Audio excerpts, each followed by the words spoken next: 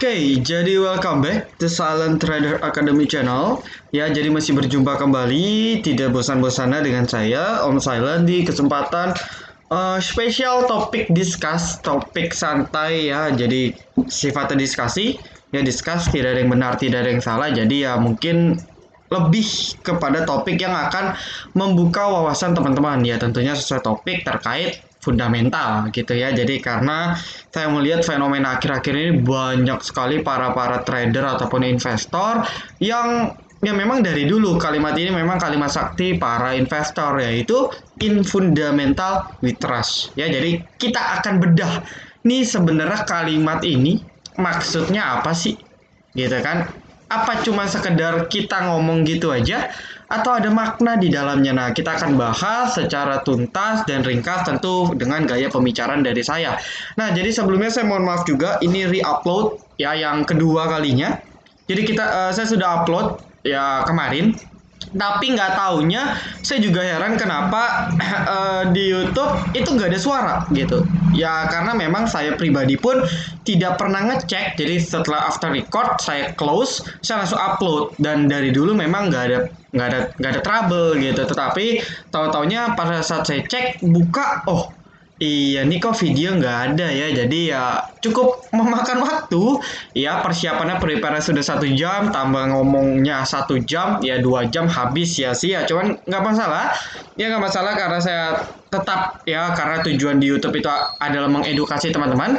Jadi saya akan tetap re-upload. Jadi mohon maaf agak telat ya. H+1 saya baru record. Jadi teman-teman pastikan tonton video ini sampai habis. Jangan lupa like, komen, dan juga subscribe. Jangan lupa share ke segala penjuru grup-grup Telegram, teman-teman trader ataupun investor, agar lebih banyak teman-teman di luar yang teredukasi dan tentunya edukasi secara gratis. Oke. Sebelum kita mulai, saya mau reminder, sisa 2 hari lagi pendaftaran charity webinar How to be Silent Value Investor. Per hari ini sudah 170 orang per detik record saya record ini, itu sudah 170 orang, dan yang booking itu masih ada sekitar beberapa orang lagi. Jadi pastikan teman-teman join yang belum join. Nah, benefitnya apa sih Om? Ya benefitnya jelas. Ya pertama, biaya investasinya cukup murah, hanya 150.000, di mana 20%-nya itu akan disumbangkan melalui kitabisa.com ya. Sebagian sudah saya sumbangkan, jadi khusus kali ini nggak full ke Kitabisa. Sebagian kita ada kemarin bagi-bagi kotak makanan. Nanti pada saat hari pelaksanaannya saya dan tim akan kembali melampirkan bukti-bukti transparansi ya. Jadi tidak ada ya transparan lah, semua disalurkan memang benar-benar dana untuk charity, untuk membantu teman-teman kita di luar. Jadi ya program ini selain untuk mengedukasi teman-teman, ini merupakan proyek sosial dari kami.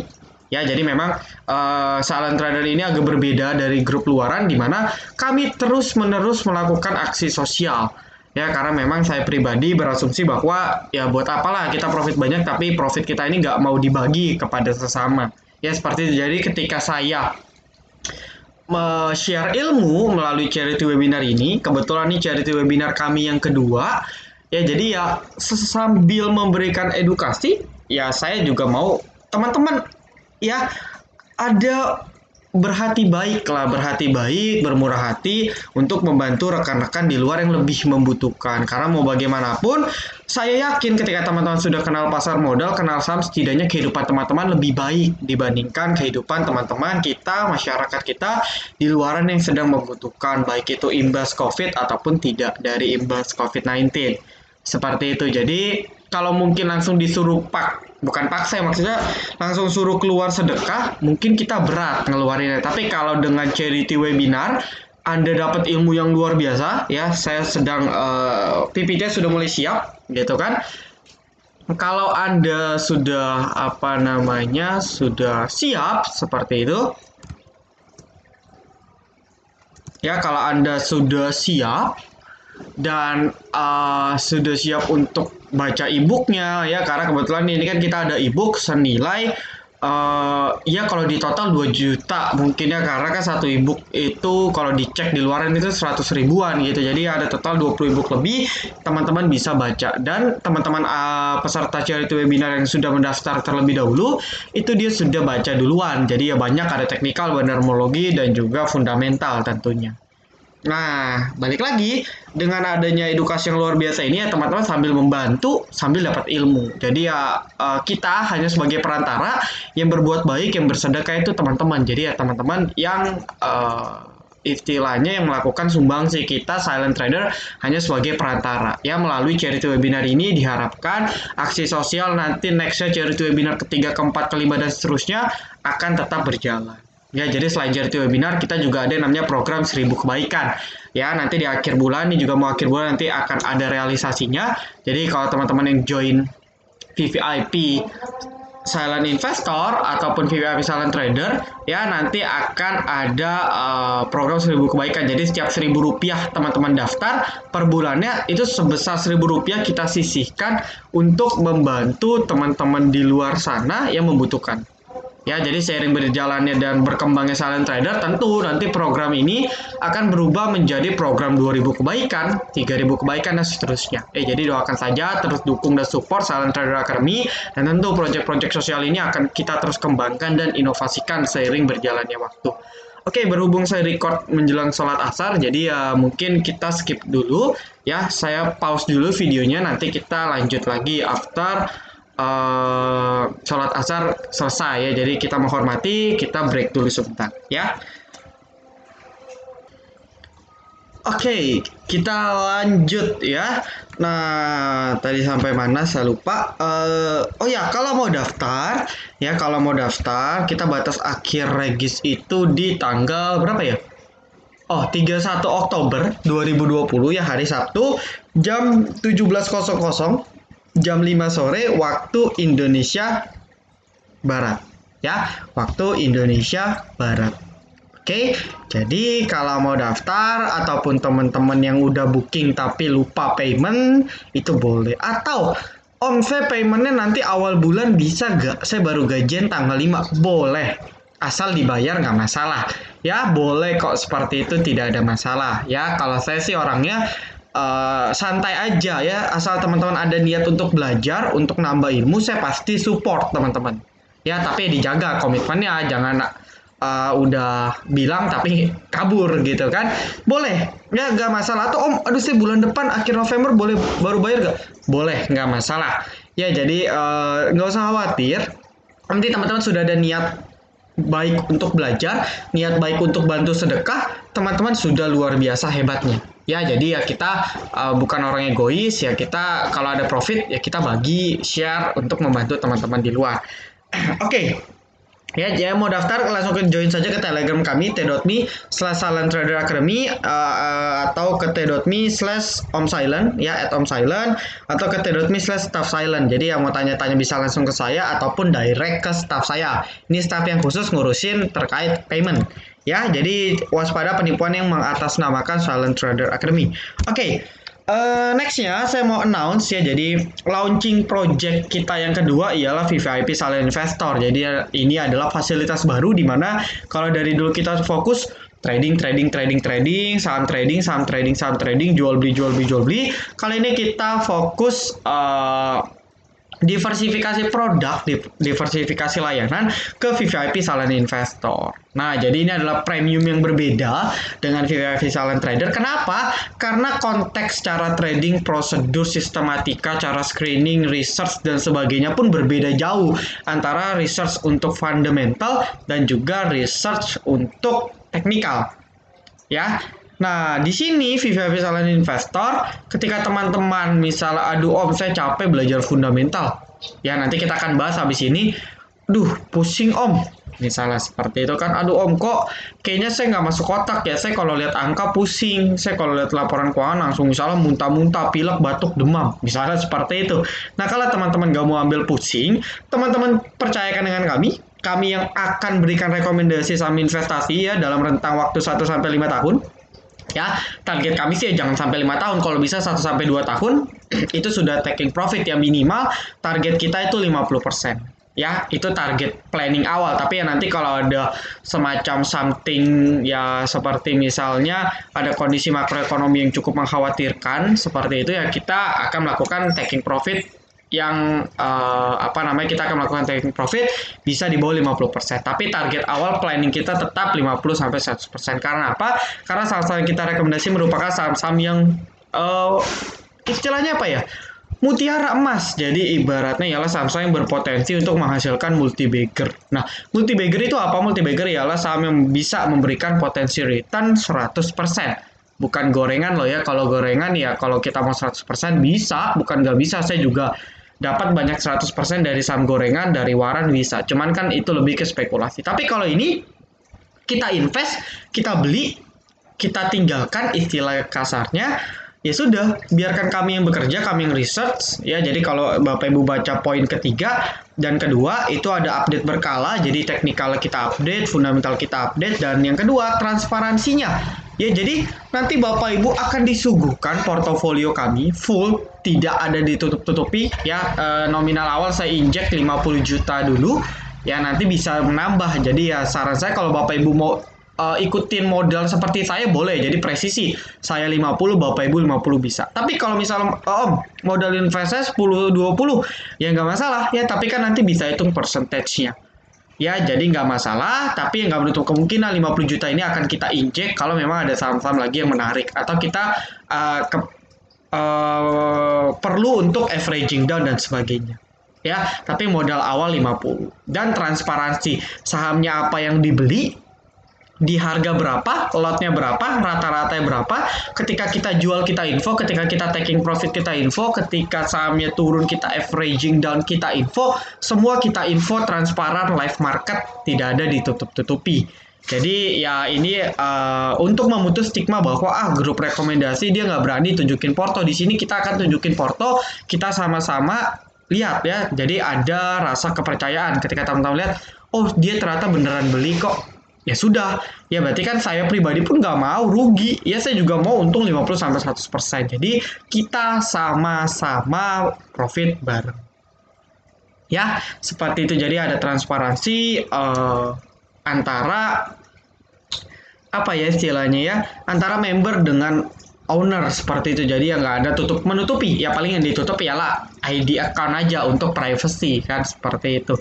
Terus juga hasil research ada dalam bentuk PDF. Jadi kalau teman-teman ada join.me/VIP Silent Investor, itu free trialnya sudah ada 2 saham, di mana 2 saham tersebut sebenarnya sudah mencapai 50% target minimal. MMLP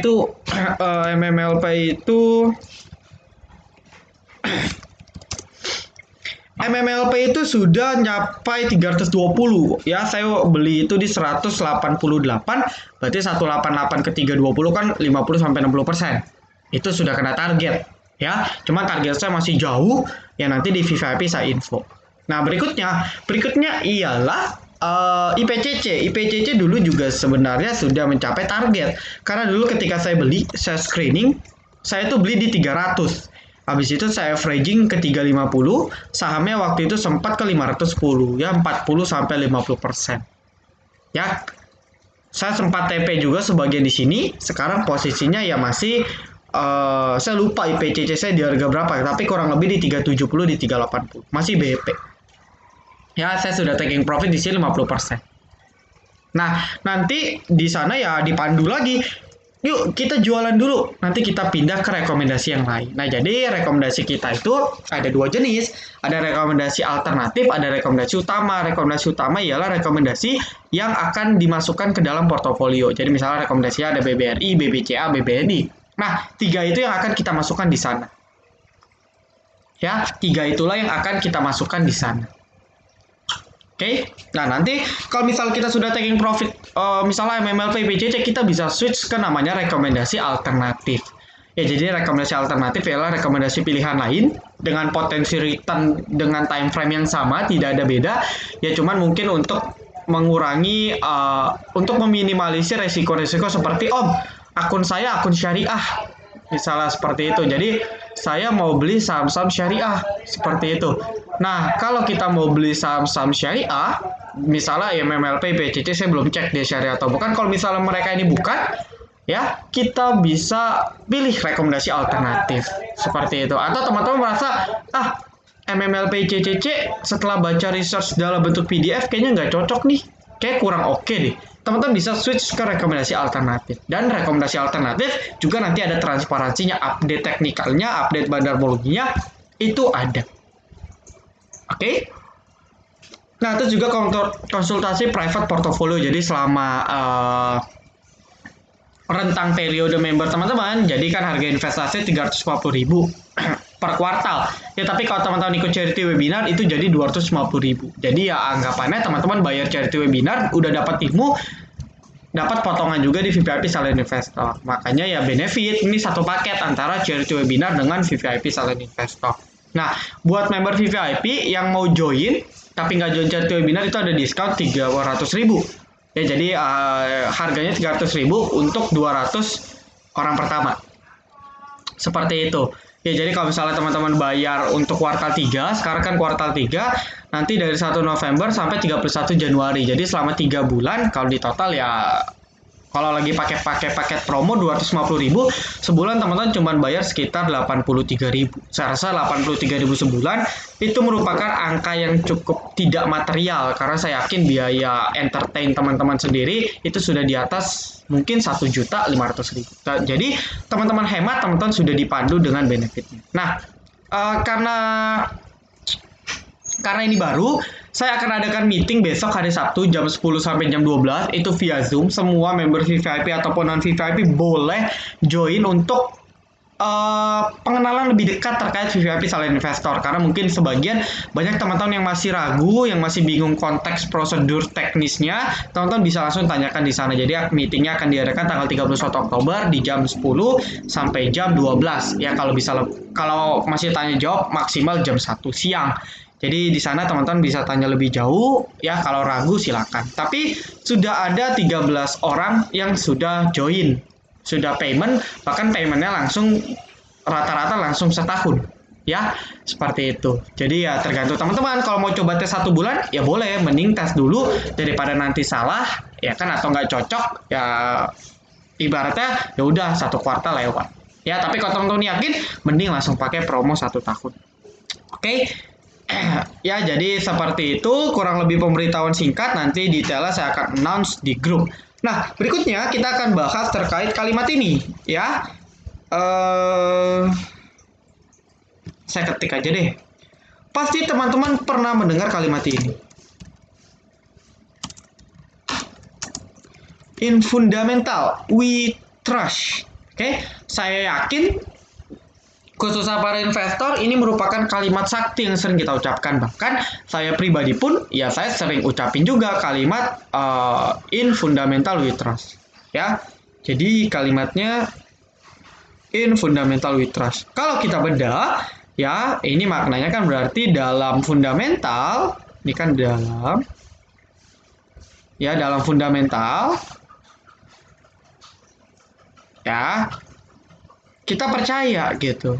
Ya, kita percaya kepada fundamental. Nah, tetapi yang lucunya, ya, yang menjadi problematika ialah kita kadang mempercayai segala sesuatu yang tidak kita ketahui. Gitu. Paham ya maksudnya ya? Contoh seperti ini. Contoh singkatnya seperti ini. Anda punya dana 1 miliar. Anda buka cabang, misalnya buka restoran mewah di Kota Bandung. 1 toko gitu kan, 1 miliar Anda investasikan di sana. Nah, Anda tinggal di Jakarta. Anda tugasin tuh 1 orang, misalnya namanya Pak Budi. Ini contoh aja loh ya. Misalnya, Pak Budi, lu jadi head manajernya ya di toko di Bandung. Salah, jadi kepala toko lah istilahnya. Lu kelola tuh restoran, lu pandu, lu rekrut orang-orang karyawan, koki dan sebagainya, modal 1M. Misalnya seperti itu. Ya kan? Nah, tetapi saya nanya nih, misalnya saya kenal dengan ownernya, saya tanya, bro, lu kenapa rekrut Pak Budi sebagai head manager? Ya kan? Terus dia jawab, ya gue percaya aja sama si Pak Budi ini. Terus saya tanya balik, Pak Budi ini kenapa bisa lu percaya?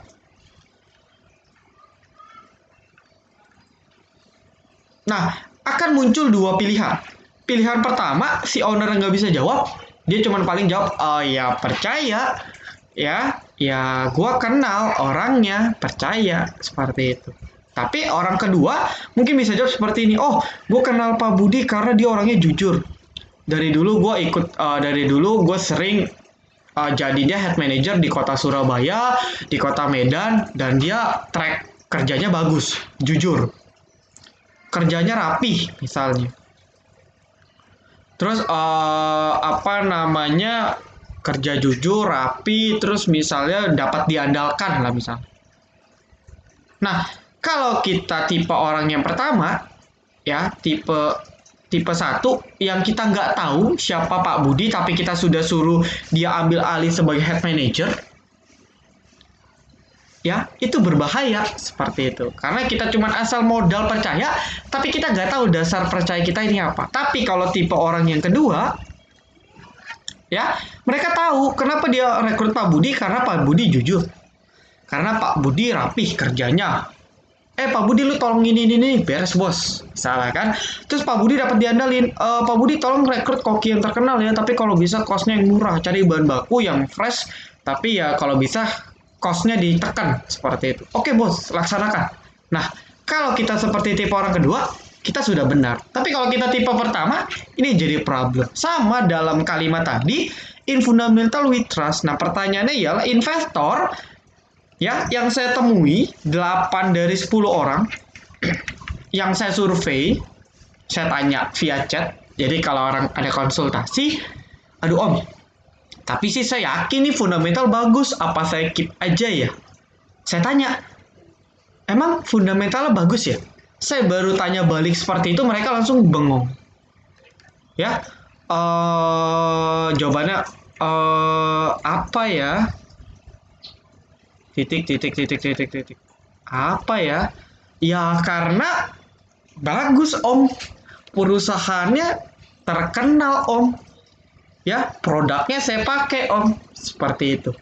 Ya, sisanya ini 7-8 ya. Sisanya 2-3 orang itu baru bisa jawab.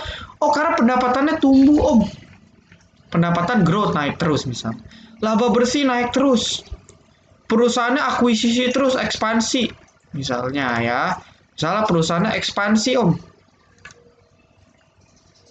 Nah, tapi mayoritas mereka nggak tahu. Mereka cuma ngomong in fundamental we trust, tetapi mereka nggak tahu. Mereka percaya terhadap fundamental, tapi nggak tahu fundamental itu apa maksudnya. Bahkan mungkin definisi dari fundamental pun mereka nggak paham. Nah, coba teman-teman bisa chat di kolom komentar. Definisi fundamental menurut teman-teman itu apa sih? Ya, sekali lagi jawab dengan bahasa dan kalimat yang sopan dan tidak ada menjelekkan pihak manapun.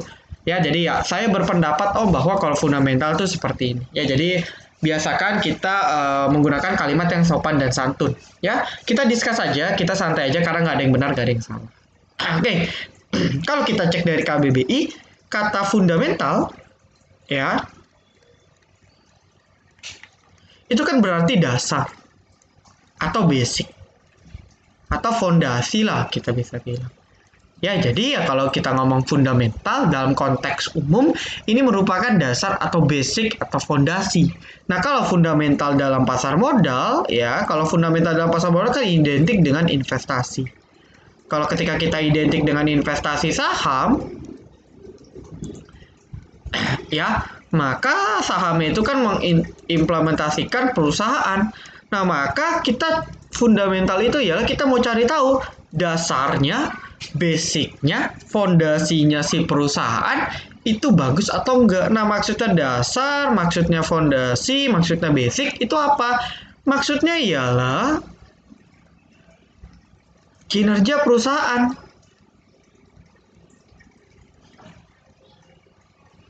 Ya, kinerja perusahaannya, ya, itu kalau saya pribadi akan bagi jadi dua. Nanti kita bahas satu persatu. Dari sisi intern, dari sisi ekstern. Ya, jadi definisi analisis fundamental ialah, ini versi saya, ialah merupakan analisis yang digunakan untuk menganalisa kinerja perusahaan dari sisi internal ataupun eksternal. Ya, Nah, lanjutannya ialah analisis ini digunakan untuk memberikan referensi apakah perusahaan ini memiliki kinerja yang baik atau tidak, memiliki kinerja yang bagus atau tidak. Atau istilah yang biasa sering kita dengar, fundamentalnya baik atau tidak. Ya, dilihat dari kinerja perusahaan dari sisi internal ataupun eksternal. Oke, sampai sini dulu. Ya. Nah, berikutnya balik tadi ke survei tadi. Dari survei tadi mereka yang bisa menjawab rata-rata jawabannya seperti ini. Ya, sebentar.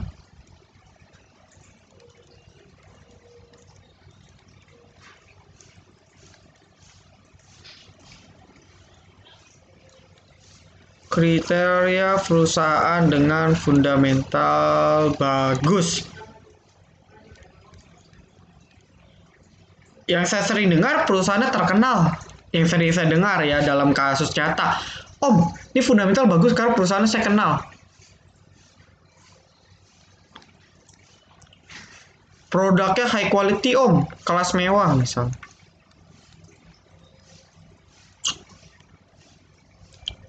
Ya, terkenal, produk high quality, terus mereka juga ada bilang, ini perusahaannya ya, produknya ya perusahaan dan produk ya dan produknya terkenal, produknya high quality ya, terus mereka bilang, fundamentalnya bagus karena baru deh pendapatannya bertumbuh, pendapatan grow. Nah, baru yang segelintir orang, ya segelintir itu ya, misalnya dari 1 sampai 3 orang yang berhasil menjawab, mungkin hanya 1 orang yang saya temui yang bisa kasih alasan yang cukup oke. Alasannya gimana? Om, secara valuasi masih murah. Nah, jadi kurang lebih berdasarkan survei yang saya buat, rata-rata pasti yang di sini. Mereka jawab cuma di 2 poin ini. Ya, terkenal, produknya high quality, produk mewah, pasti perusahaan bagus. Gitu. Terus baru segelintir orang yang bisa bilang, oke om, karena pendapatannya terus growth tiap tahun. Ya, oke lah. Nah, terus berikutnya baru ada orang, ya saya temui, ada mereka yang bisa jawab fundamental bagus karena valuasinya murah. Nah, kita coba bedah satu-satu. Oke? Apakah perusahaan terkenal, baik itu dari sisi nama perusahaannya ataupun dari sisi produknya, itu dijamin fundamentalnya bagus atau tidak? Ya, kalau teman-teman setuju bisa chat di kolom komentar yes, setuju. Kalau tidak bisa bilang no dan kasih reasonnya why, kenapa tidak setuju, kenapa setuju. Kalau saya jelas ini salah. Kenapa? Kalau saya kasih contoh Garuda Indonesia,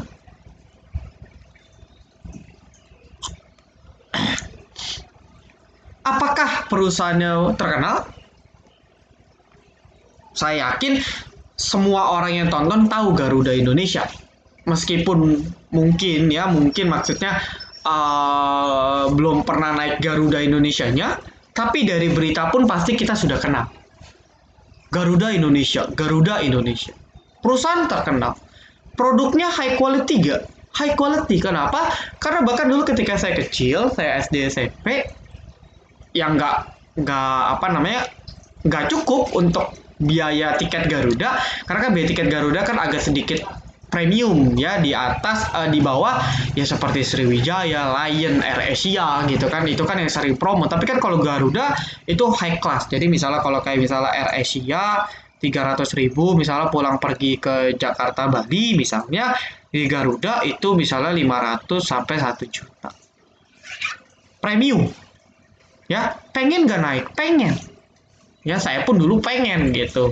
Aduh, kayaknya kalau naik Garuda nih kesannya udah kayak orang kaya nih, orang sultan nih. Nah, Garuda Indonesia terkenal sampai seperti itu, dan saya yakin teman-teman juga sepemikiran dengan kita ya, orang awam ketika lihat Garuda, wah perusahaannya keren nih, high quality, pelayanan prima dan sebagainya. Tapi apakah fundamental bagus? Tenot, salah besar. Ya, perusahaannya terus rugi, teman-teman. Ya, perusahaannya rugi dari waktu ke waktu. Ya kan? Kalau kita cek, bentar. Ya. Untungnya tipis banget gitu. Jadi rugi gitu kan,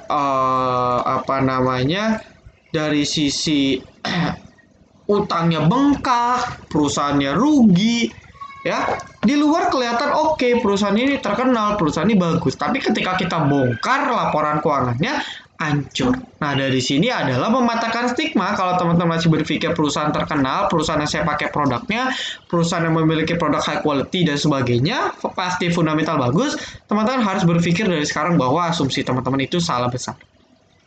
Meskipun ada memang betul perusahaan yang memang cukup terkenal, ya, produknya sering kita pakai, sering kita gunakan, ya kan, fundamental bagus, ada, tapi tidak 100%. Oke, jadi dari sini kita udah tahu nih stigmanya bahwa kalimat ini salah. Kalimat ini mengatakan bahwa perusahaan terkenal pasti bagus, itu salah. Perusahaan yang produknya kita pakai pasti bagus, itu salah. Ya, nah berikutnya kita masuk ke poin ketiga. Oke, kita masuk ke poin ketiga, ya.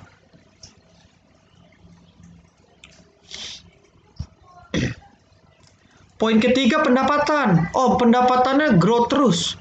Apakah ketika pendapatannya growth terus, ya, misalnya pendapatan naik 50 triliun atau naik 50 miliar tiap tahun per tahun.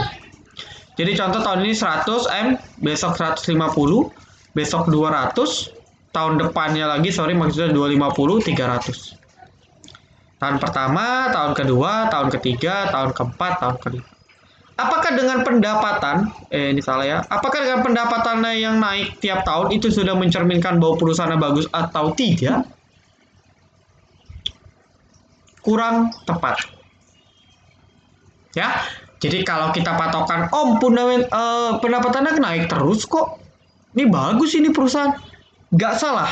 Cuma tidak bisa dijadikan patokan 100% untuk menyimpulkan langsung bahwa perusahaan ini bagus. Ya, contohnya ada banyak. Ya, contoh perusahaannya ada banyak. Contohnya gimana? Kalau kita pakai contoh seperti ini, ya ini contoh misalnya perusahaan Silent Trader Academy, STA, gitu kan. Tahun pertama 100 miliar, tahun depan 150 miliar, tahun berikutnya terus growth misalnya 50 miliar per tahun.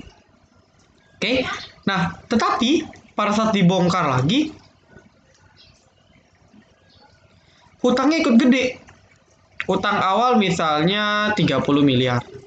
Utangnya berikutnya 60 miliar. Utang berikutnya misalnya 100 miliar. Utang berikutnya misalnya bengkak jadi 200 miliar. Utang berikutnya misalnya jadi 250 miliar. Nah, meskipun pendapatannya terus naik, tapi pada saat dibedah, oh ternyata si silent trader utangnya gede juga ya.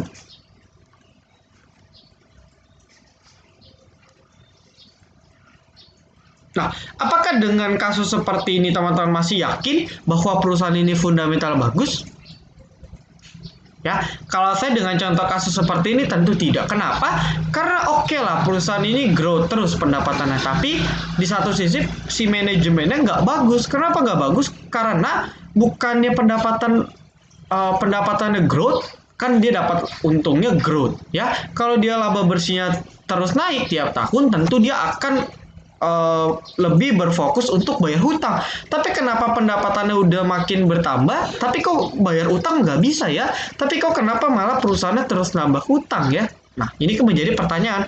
Entah karena perusahaannya terus ekspansi, atau karena manajemennya nggak bagus. Manajemennya nggak bagus gimana? Ya mungkin manajemen nggak bisa memperhitungkan. Pokoknya terbitin hutang aja terus.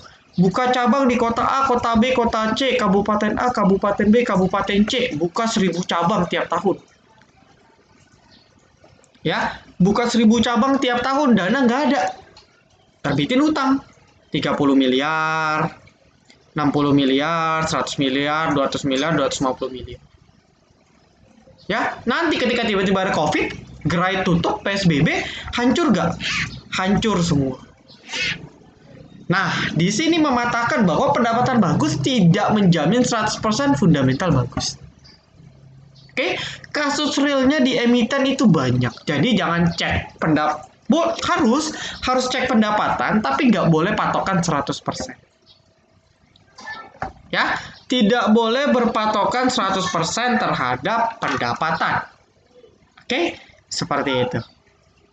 Ya, jadi kalimat yang sering saya temukan, pendapatannya naik terus nih, labanya naik terus nih, tidak menjamin perusahaan ini bagus. Ya, karena bagaimanapun perusahaan pasti akan mau labanya untung tiap tahun. Tahun ini gue untung 100 juta, tahun depan gue mau untung 200 juta. Ya pasti setiap perusahaan mau untungnya bertumbuh seperti itu. Jadi itu hal yang wajar dan nggak bisa kita agung-agungkan. Oke, nah berikutnya poin terakhir yang sering yang ada saya temukan menarik ya, valuasinya murah. Nah ini menarik nih, valuasinya murah. Buat teman-teman yang belum paham dengan kata valuasi itu ialah metode, ya, metode atau teknik untuk menentukan nilai wajar dari perusahaan. Apakah perusahaan itu under value atau over value? Ya, over value.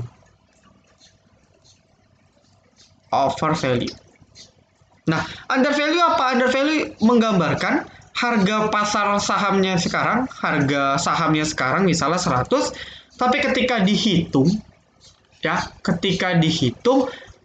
dalam asumsi perusahaan ini dihitung, asetnya ditotal dan sebagainya, bayar hutang, misalnya dilikuidasi, kalau ini perusahaan dijual habis, misalnya dapat 500. Ya, harganya per lembar 500, sedangkan harga saham ini 100, maka kan masih ada selisih 400. Nah, ini dikatakan under value. Tapi sebaliknya kalau over value ialah harga saham sekarang 1000. Tapi ketika dihitung itu harga wajarnya misalnya cuma 100. Artinya kita bayar Rp1.000 untuk dapat suatu barang, suatu saham yang nominalnya cuma Rp100. Ini dikatakan over value. Seperti itu. Jadi valuasi merupakan metode teknik untuk menentukan nilai wajar suatu perusahaan. Dan dalam analisis fundamental, ya salah satunya kita akan menentukan apakah perusahaan ini memiliki valuasi yang murah atau tidak. Hanya salah satu komponen. Balik lagi, kayak pendapatan itu cuma salah satu komponen. Ya, hanya salah satu dari sekian banyak komponen yang harus kita cari, yang harus kita research, yang harus kita gali. Nah, masih dalam valuasi, ya kita masuk ke dalam coba metode valuasi. Oke, nah metode valuasi dalam analisis fundamental untuk menentukan nilai wajar itu banyak banget. Sejauh ini saya menemukan sudah hampir ada 10 jenis analisis yang berbeda. Ya, yang sering terdengar ialah relative valuation. Relative valuation dibagi jadi ada pakai PE, ada pakai PBV, ada pakai price cash flow ratio, PCFR. Ya, ininya ada yang pakai 5 tahun, ada yang pakai 10 tahun, ada yang pakai 3 tahun. PBV-nya juga sama, 5, 3, 10. PCFR-nya juga sama. Ya. Terus juga misalnya ada namanya DCF, discounted cash flow. Ya, umumnya dibagi jadi 2, ya. Yang sering terkenal itu FCFF dan yang berikutnya FCFA. Free cash flow to the firm, ya, dan juga ini free cash flow from equity. Nah, kalau kita perhatikan, ini baru 2 jenis ya, Nah, kalau kita perhatikan satu metode valuasi aja, itu dipecah lagi jadi 3, ya. Contoh kita ambil PE, price earning. Dari PE pun ada 3 jenis asumsi yang berbeda. Ada yang pakai 5 tahun untuk comparison, ada yang pakai 10 tahun, ada yang pakai 3 tahun. Nah, nanti dipisah lagi. Ada yang menggunakan rata-rata PE, average PE, ada yang pakai maksimum PE, ada yang pakai minimum PE. Jadi dia mau bandingin nih price earning ratio dalam 10 tahun terakhir berapa, dia ambil rata-ratanya atau dia ambil maksimumnya, dia ambil minimumnya, dia compare dengan PE yang sekarang di tahun 2020 di bulan November, dia compare harga wajarnya berapa. Ya, jadi satu metode valuasi, satu subtopik metode valuasi pun itu berbeda-beda hasilnya. Ya, meskipun kita sama-sama menggunakan PI, tapi kalau analisnya ada yang pakai 5 tahun, analis B pakai 10 tahun, analis C pakai 3 tahun, hasilnya itu beda. Mungkin satu bilang overvalue, satu mungkin bilang undervalue, satu mungkin bilang netral. Ya, bayangin itu baru relative valuation menggunakan price earning ratio. Bayangin nih ada PBV, ada PCFR, ada DCF, terus juga nanti ada teman-teman mungkin belajar DDM, discount model, terus teman-teman ada gunain namanya residual income valuation dan sebagainya, Benjamin Graham formula dan sebagainya, akan berbeda-beda hasilnya. Nah, jadi kalau kita ngomong ini valuasinya murah, dasarnya apa? Ya. Nah, ini yang harus kita perhatikan karena seringkali di luar orang bilang nih valuasi murah, tapi ada dasarnya gak? Saya yakin 90% bahkan 99% orang yang ngomong valuasinya murah ketika ditanya dasarnya apa mereka tidak akan bisa jawab. Karena untuk ngitung metode valuasi itu kompleks dan cukup memakan waktu, ya. Kalau pakai relative valuation sih masih gampang. Tapi kalau kita ngomong sudah seperti residual income valuation ataupun misalnya DCF itu kompleks dan butuh data yang banyak. Ya, tapi kalau kita pakai relative valuation pun itu makan waktu dan tentu akan ada cabang. Ya, analis A, analis B, analis C dengan data yang sama dengan asumsi yang berbeda akan menghasilkan output yang berbeda. Satu bilang ini perusahaan oke, satunya bilang perusahaannya netral, satu perusahaan bilang buruk atau bad. Ya, kenapa bisa seperti itu? Karena asumsi tiap orang berbeda. Jadi wajar kalau dalam dunia analisis fundamental, dalam para fundamental analyst itu terjadi perbedaan. Ya, jadi contoh misalnya BBRI. Oh, BBRI perusahaannya bagus loh, bagus banget. Salah si analis A bilang. Tapi analis B bilang, cuy, bagus sih bagus, tapi udah kemahalan. Salah seperti itu. Nah, si C datang lagi. Si C bilang, ini perusahaan valuasi mahal banget. Mending lu cari misalnya BBNI atau misalnya BRIS. Itu lebih bagus. Seperti itu. Jadi A, B, C akan selalu berbeda pendapat. Karena asumsi yang mereka gunakan, sudut pandang yang mereka gunakan itu berbeda. Jadi ketika kita mengucapkan kalimat in fundamental trust, kita harus tahu nih kita percaya dengan siapa. Kalau Anda percaya dengan misalnya saya ikutin MMLP, in fundamental we trust, karena saya percaya dengan Om Silent, karena Om Silent misalnya kredibel dan sebagainya. Nah, Anda harus tahu ya, ini si Om Silent ini trusted gak? Backgroundnya oke gak? Kalau backgroundnya nggak jelas dan secara track recordnya ngaco, ya jangan percaya. Jadi siapapun, apalagi ini kita ngomong fundamental ya, kalau teknikal gampang lah.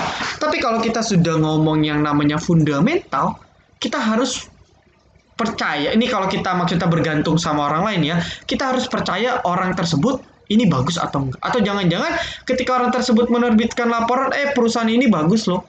Apakah ternyata orang tersebut sedang kerja sama? Misalnya ya, saya direkrut oleh MMLP, saya dibayar 10 miliar, ya, diasumsikan untuk pom-pom, bilang nih fundamental bagus, misalnya. Hasilnya investor retail pada beli, bandarnya, ownernya bisa jualan barang 100 miliar. Bisa jadi loh fundamental seperti itu. Itu kejam loh. Jadi banyak kasus di luaran seperti itu, mereka pom-pom fundamental bagus. Akhirnya ketika harga sahamnya diterbangkan naik, nggak lama habis itu langsung dibanting hingga ke gocap ke 50 ataupun langsung kena suspend. Ya, karena nggak kredibel orangnya. Jadi ketika teman-teman bergantung sama orang, teman-teman harus tahu ini orang kredibel gak. Kalau teman-teman percaya, boleh teman-teman ikutin. Tapi kalau teman-teman nggak percaya, teman-teman harus bisa research sendiri. Oke, teman-teman harus bisa research sendiri. Nah, ketika teman-teman research sendiri, teman-teman harus tentuin tuh maksud dari fundamental yang bagus itu apa sih? Ya, maksud fundamental bagus itu apa sih? Teman-teman harus bisa tentuin sendiri. Fundamental bagus itu yang seperti apa sih? Nah, seperti itu ya kurang lebih terkait fundamental. Jadi kalau kita ngomong fundamental ya agak kompleks karena sudut pandang orang berbeda. Contohnya gimana? Ya coba kita simulasikan biar teman-teman mungkin sedikit lebih paham. Ya, coba kita simulasikan contohnya seperti ini ya. Ada misalnya perusahaan roti silent, habis makan dijamin silent gitu misalnya. Ya, produk rotinya terkenal. Oke, rotinya terkenal, cabang di mana-mana, dan sebagainya. Ya, nah, muncullah, sebentar. Ya, kita hapus ya. Jadi intinya ada perusahaan roti, ya. Terus ketika kita buka laporan keuangan muncul seperti ini. Ini revenue, ya. Revenue-nya misalnya ini tahun 2019, ini 2020 misalnya ya, datanya 2020 170. Gross profit, oh enggak, COGS dulu ya, COGS ya. COGS itu kan cost of goods sold atau harga pokok. Jadi biaya-biaya bahan bakunya berapa? Misalnya biaya bahan baku di sini 50, di sini misalnya berapa ya? Misalnya 15 misalnya. Terus gross profit akan tinggal kita kurangi, di sini 50, di sini 55. Ya, terus baru beban lain-lain. Misalnya ini 10, ini 10. Dapat deh net profit, ini 40, ini 45. Nah, misalnya ya, Anda seorang investor, Anda punya kenal tiga kenalan. Ada analis A, ada analis B, ada analis C. Anda tanya nih ketiga-tiganya, ya, berdasarkan di data laporan keuangannya, menurut lu fundamentalnya bagus gak sih? Misalnya perusahaan roti ini bagus gak sih?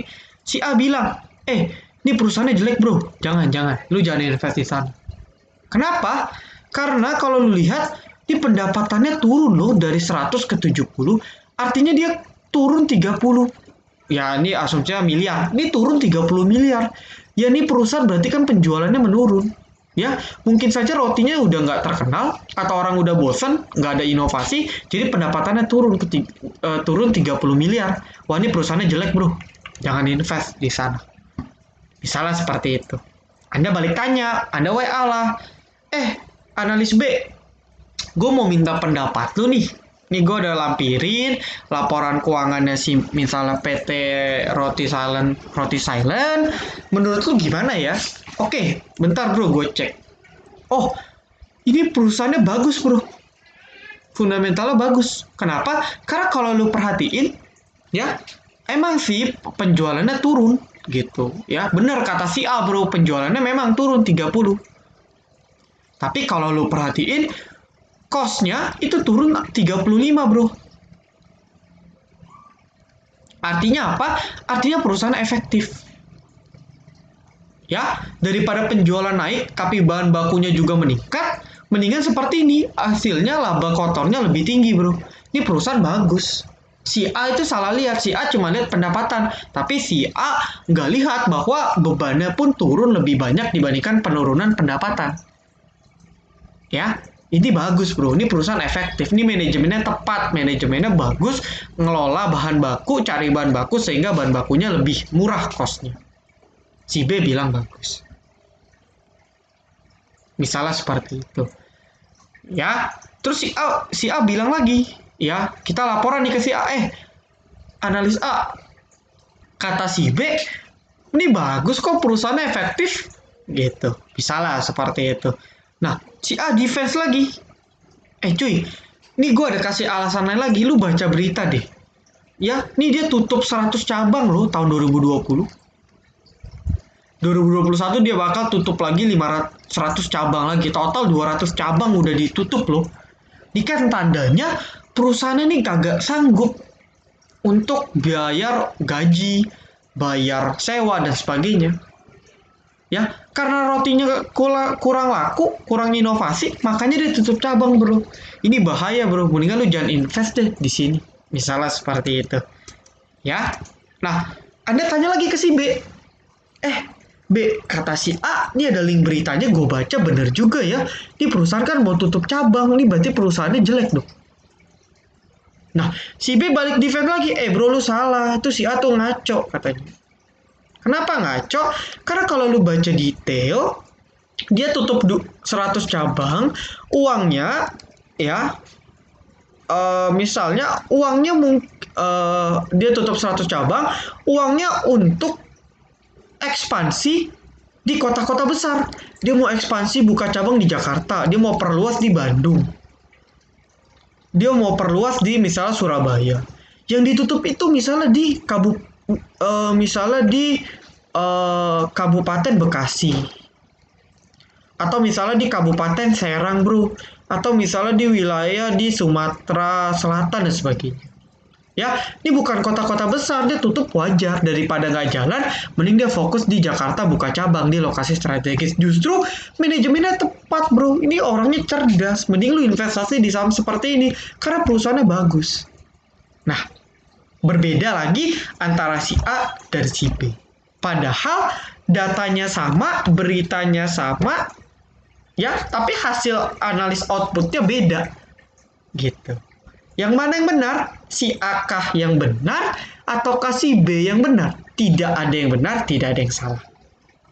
Ya, kita lanjut. Datanglah ke si C. Aduh, gue pusing nih tanya ke si A bilang begini, gue tanya si B bilang begini. Udah deh, gue pindah ke si C, sobat lama gue tanya, cuy, kawan lama, apa kabar?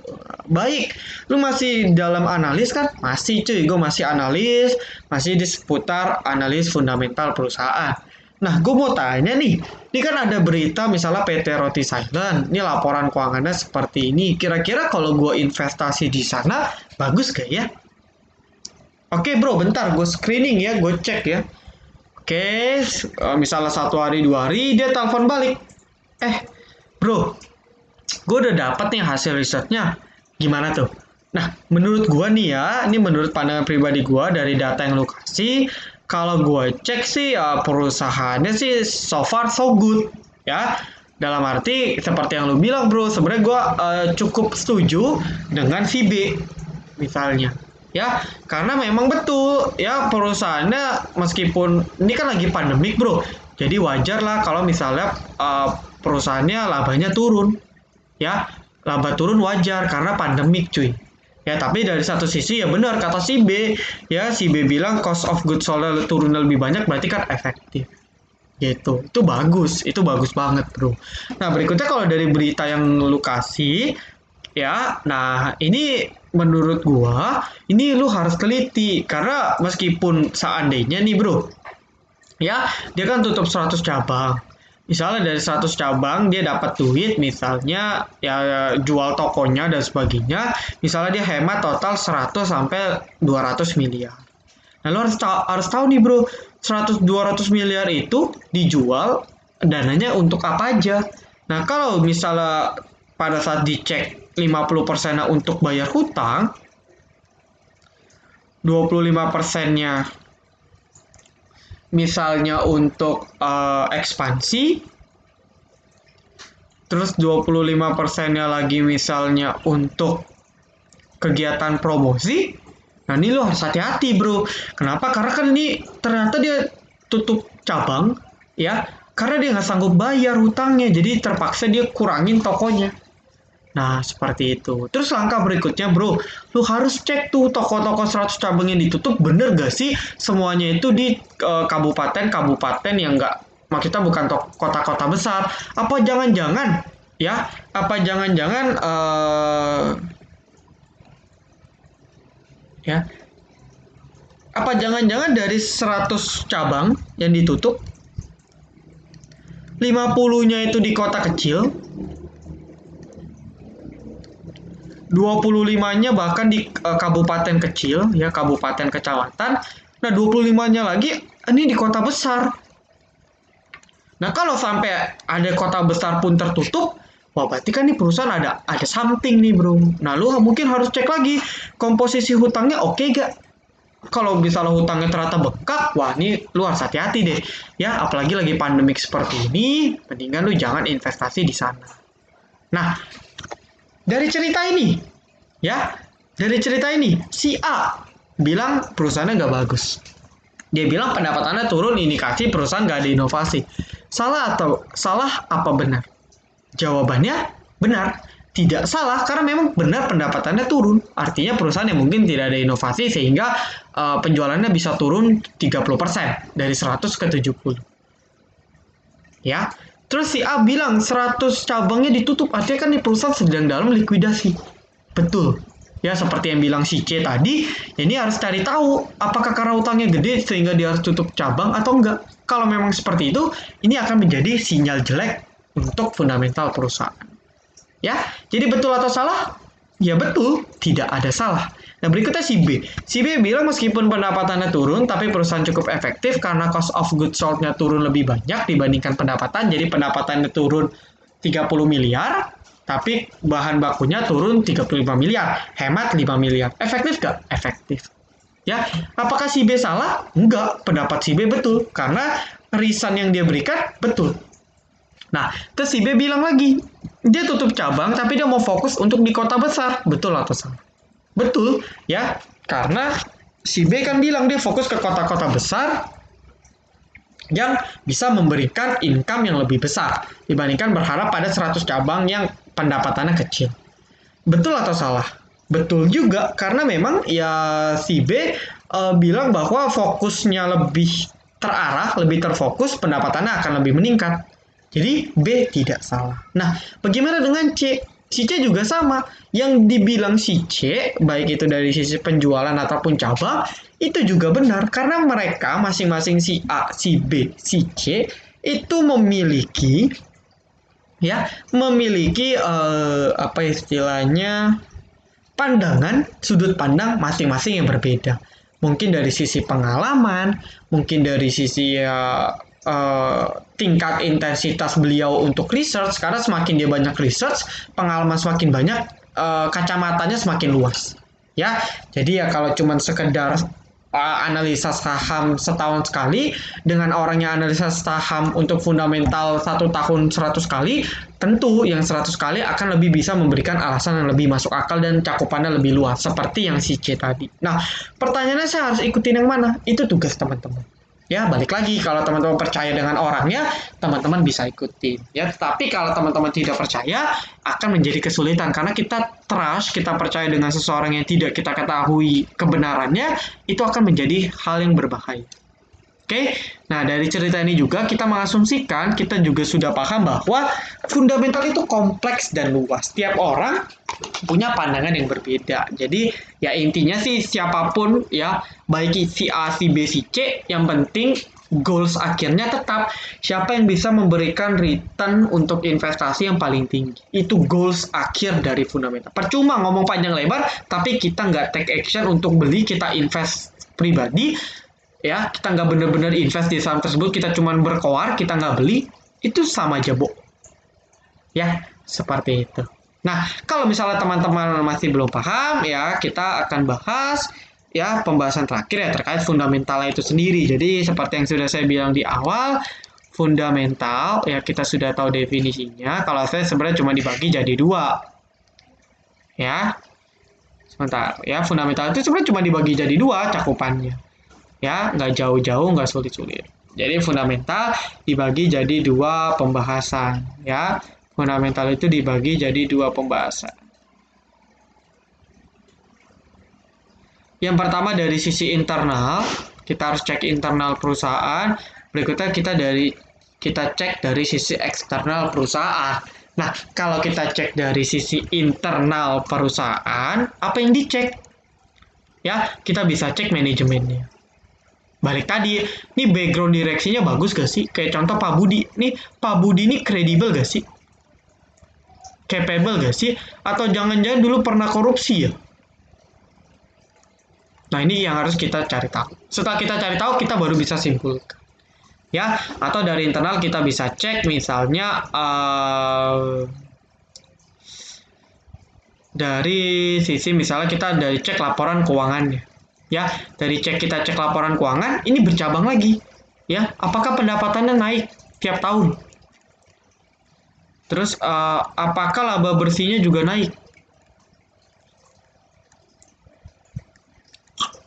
Apakah utang perusahaan rendah atau justru tinggi? Ya, terus kita harus cek lagi apakah perusahaan bagi dividen, misalnya contoh apakah perusahaan bagi dividen atau enggak misal. Ya, ini setiap poin ini kita harus cek. Ya, habis cek kita simpulkan sendiri.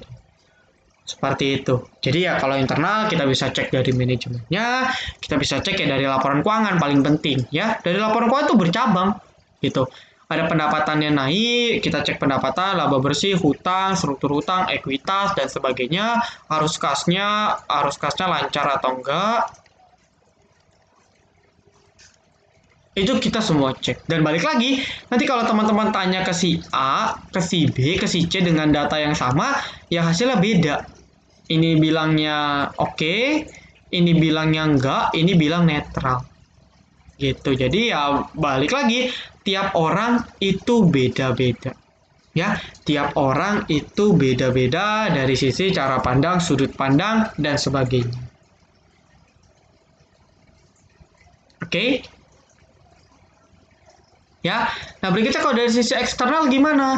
Nah kalau dari sisi eksternal, ya kalau dari sisi eksternal mungkin kita bisa cek, ya balik lagi, ini kondisi negaranya, dalam arti kan kondisi ekonomi Indonesia itu bagus gak sih?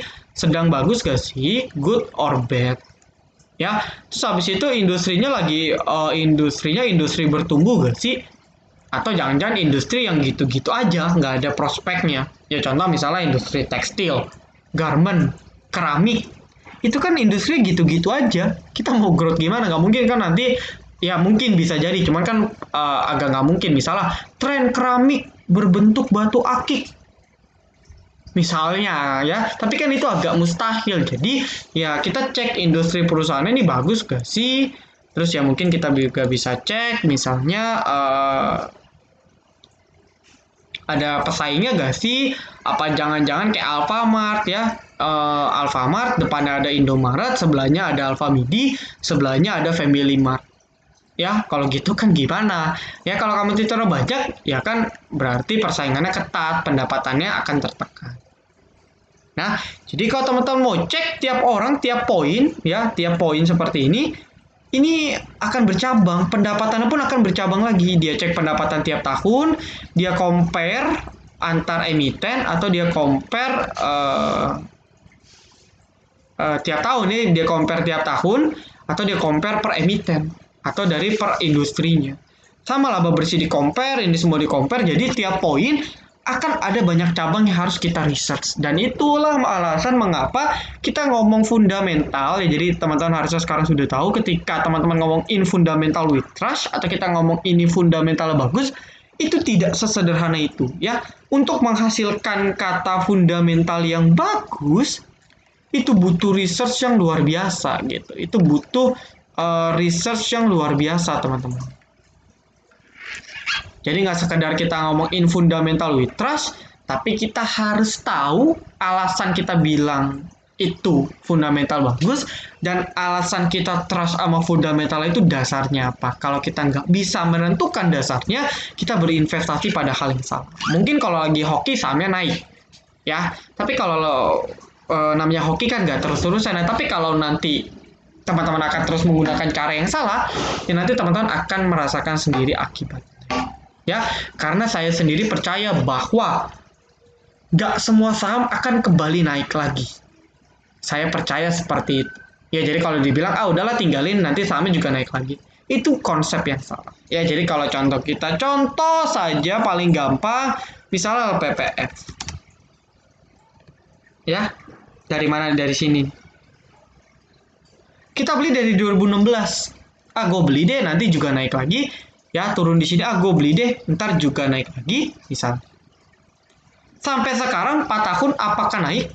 Yang ada makin turun di bawah 1000. Apakah mungkin LPPF dari 1000 akan ke 22.000?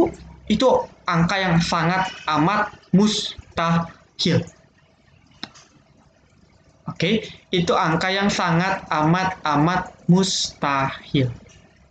Ya, bahkan persentasenya menurut saya 0,001%. Ya, hampir mustahil.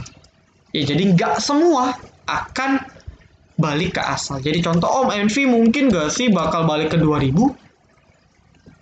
Ya nggak tahu, jangan-jangan bahkan sebelum ke 2000 dia udah delisting.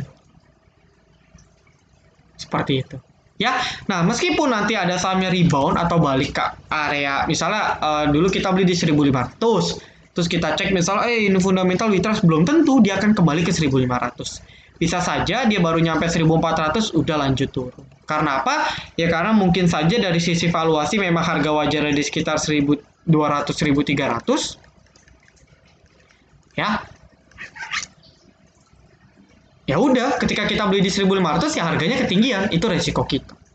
Nah, jadi pentingnya kita belajar fundamental ya kita biar tahu kalau kita mau invest, kita itu nggak percaya dengan sesuatu yang tidak kita ketahui. Nah, kalau teman-teman mau mempercayakan kepada kami, teman-teman bisa join lewat VVIP Silent Investor. Anda percayakan dengan kami research, kami pandu, dan tentunya transparansi. Kita TP, kita info, semua full, jelas, tidak ada ditutup-tutupi. Ini salah satu kelebihan yang tidak akan ditawarkan di grup premium lain. Ya, saya jamin karena mereka, ya balik lagi, mereka tidak akan menunjukkan portofolio mereka. Ya, di sini kita akan unjuk portofolio. Ini merupakan inovasi yang cukup berani dan tentunya challenging bagi saya pribadi, ya agar balik lagi ya, agar menunjukkan bahwa silent trader ya merupakan memang betul-betul berfokus untuk mengedukasi teman-teman, baik itu dari sisi fundamental, teknikal, bandarmologi, ataupun dari sisi trading ataupun investasi. Nah, kalau teman-teman mau belajar sendiri, teman-teman ya bisa join charity webinar. Di sini saya akan jelaskan teknik screeningnya, indikator-indikator pentingnya untuk mengetahui fundamental yang bagus itu secara kaidah value investing itu seperti apa sih. Nah, di sini saya akan jelaskan semuanya. Jadi kalau teman-teman mau join charity webinar, sebelum ketinggalan nanti ada record, gak usah khawatir, teman-teman wajib banget ya. Saya kasih tahu aja, biaya untuk webinar value investing di luar itu minimal di atas 1 juta. Itu minimal loh ya. Minimal di atas 1 juta. Di sini cuma hanya 120.000 bersihnya. Ya, teman-teman sudah dapat cakupan dari seluruh value investing ada di luar. Saya jamin kurang lebih materinya akan sama. Jadi ini biaya investasi yang termurah dan topik ini tidak akan hampir tidak akan saya buat lagi dalam waktu dekat. Ya, jadi nggak akan ada topik yang sama lagi. Jadi kalau mau manfaatkan, mumpung ini tahun 2020 harga sama lagi pada jatuh, kesempatan sekarang untuk teman-teman join charity webinar dan juga join VVIP Silent Investor. Ya, jangan tunggu-tunggu lagi. Saya yakin dengan biaya yang semurah ini, ya teman-teman akan mendapatkan benefit yang luar biasa. Dan tentu saya akan mengambil tanggung jawab yang cukup besar untuk membimbing teman-teman. Kita mau sama-sama profit ya. Dengan modal investasi saja, kita bisa lanjut fokus kerja dan sebagainya, kita bisa make profit konsisten untuk passive income kita, ataupun untuk tabungan anak dan sebagainya. Oke? Ya, jadi untuk detail untuk VVIP Silent Investor, kita akan adakan nanti besok, ya hari Sabtu, jam 10 sampai jam 12, teman-teman yang penasaran bisa join di sana. Oke?